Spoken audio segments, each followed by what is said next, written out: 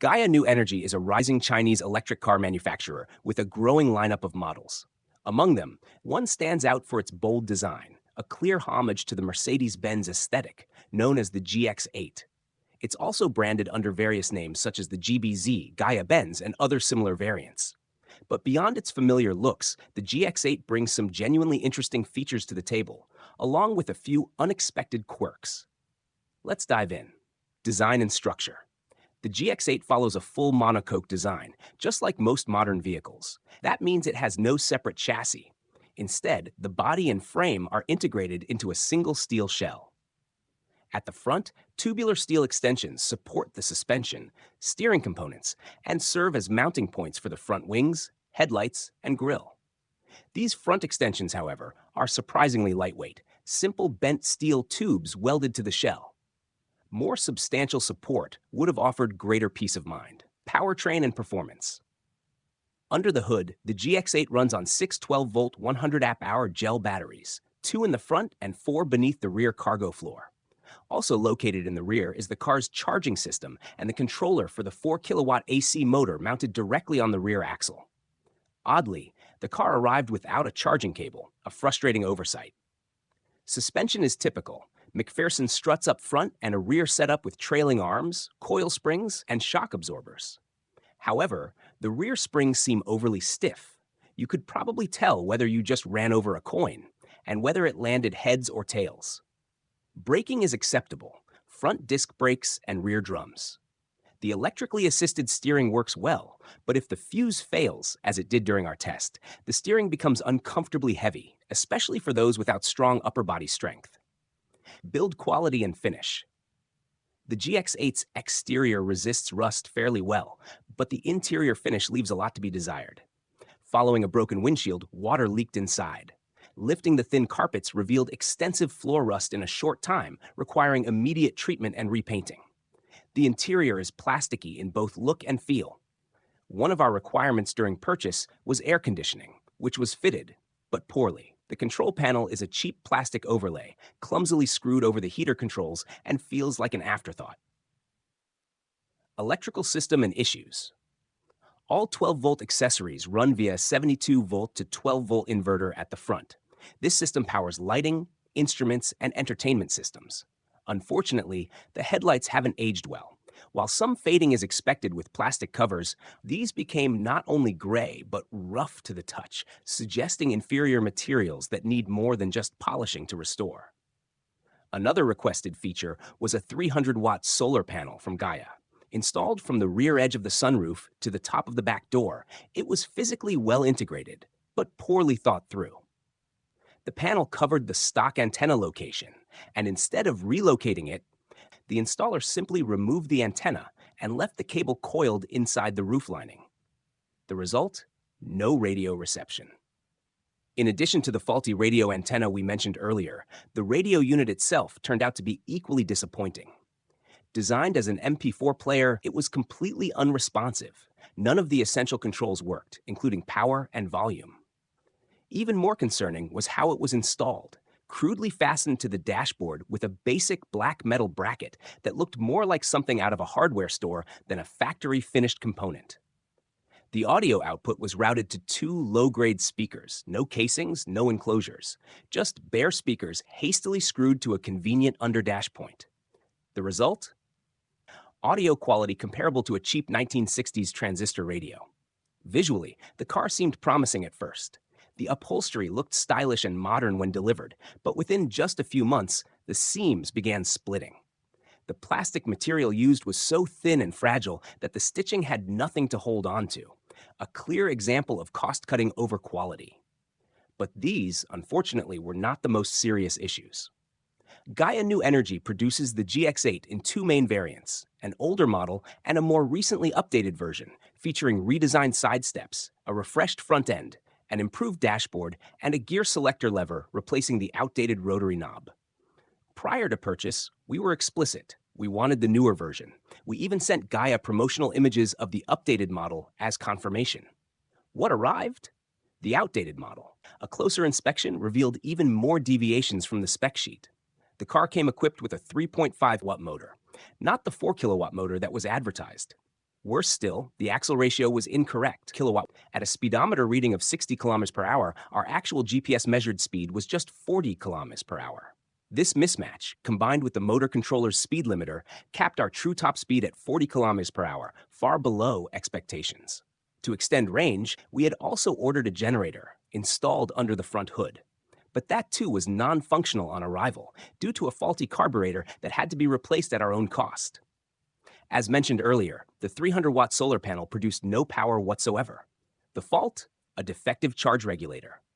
One rear door refused to open due to a broken handle, which we eventually fixed ourselves. And bizarrely, both rubber gaiters on the steering rack were so brittle and degraded that they disintegrated on touch, on what was supposed to be a brand new vehicle. But perhaps the most critical test of any car purchase is after-sales service, especially when dealing with an overseas manufacturer. This is where our experience truly deteriorated. Need a replacement part? It has to come from China. That's 4 major hurdles. 1. Availability. Will they have it in stock? 2. Lead time. How long will it take to ship? 3. Cost. What are the air, sea, or land shipping fees? 4. Reliability. Can the manufacturer be trusted to follow through? In Gaia's case, despite claims of immediate online support, our reality couldn't have been more different. They shipped us the wrong model and refused to exchange it. Over 2 years of communication regarding the underpower mode motor, faulty radio, missing charging cable, and incorrect axle ratio yielded only partial resolutions. Gaia did eventually send a new motor, cable, and radio, but never addressed the incorrect model or the faulty axle, leaving the car permanently underperforming and the speedometer grossly inaccurate. To their credit, Gaia acknowledged the axle ratio issue in writing and admitted it affects multiple vehicles. But their only solution? They would provide the correct parts, but we must cover all shipping costs from China. More recently, the windshield shattered. After more than 6 weeks of back-and-forth messaging, Gaia has still not provided a quote for either the glass or the shipping cost. To make matters worse, the company's staff turnover is so frequent that we've had to re-explain our entire case to 3 different support agents. Each new agent replaced the last, requiring weeks to catch up on ongoing issues. We are not alone. Gaia themselves have admitted that other customers have had such negative experiences that they've refused further dealings, especially when staff falsely claim to be company owners. Over the past 2 years, Gaia's customer service has been erratic and poor. The original sales representative we dealt with has been replaced 3 times. Each new person needed to be brought up to speed, often taking weeks just to understand the ongoing issues. And we know we're not alone. Gaia themselves admitted that other customers have been told by their own staff that they were company owners, which understandably caused several clients to stop dealing with them altogether. When we inquired why the radio lacked an antenna, Gaia casually stated it had been removed to make space for the solar panel. No consideration was given to the obvious fact that buyers might want to use the radio. One of the rear doors couldn't be opened from the outside due to a missing linkage in the mechanism, and the handle was broken. The larger generator fuel tank we specifically ordered was never installed. The handbrake didn't function properly because the ratchet teeth on the handle didn't align with the counterpart on the floor. The window seals were poorly fitted and protruded around the glass. The first time we attempted to raise the vehicle with the provided jack, it collapsed, underscoring its weakness and poor manufacturing. There is no way this vehicle underwent any meaningful quality control before being shipped. If it did, that reflects even more poorly on Gaia's internal standards. Now, 2 years on, we can assess how the car has held up after relatively light use. Externally, the paint remains bright, but in certain areas it has begun to discolor. Around the headlights, the paint on the plastic front has started to blister, and sections near the grille are flaking. The headlights themselves have badly deteriorated, especially across the upper surfaces, becoming cloudy and rough to the touch. The rear lights, too, have become dull and opaque. That said, there are no signs of rust, and the alloy wheels remain in excellent condition. Mechanically, all doors operate smoothly and close easily, but the window glass rattles loudly when doors are shut. Internally, the seats are coming apart at the seams, seemingly due to the low quality and thinness of the upholstery material. Chrome-plated trim pieces are losing their finish from regular use, revealing white plastic beneath. One door handle has even snapped off completely. The home charging system has not caused issues, but the onboard generator, initially non-functional, had to be repaired.